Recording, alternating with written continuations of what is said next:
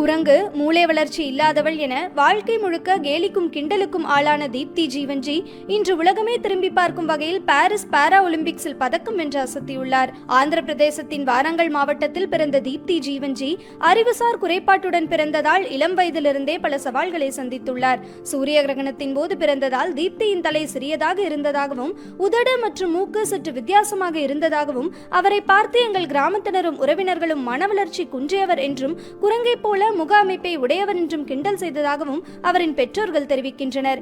மேலும் தீப்தியை ஆதரவற்றோர் இல்லத்திற்கு அனுப்பும்படி உறவினர்கள் அழுத்தம் கொடுத்ததாகவும் அவர்கள் கூறியுள்ளனர். தெருவில் விளையாடும் போது அடிக்கடி சக தோழர்களின் கேலி கிண்டலுக்கு தீப்தி ஆளாக நேர்ந்தது.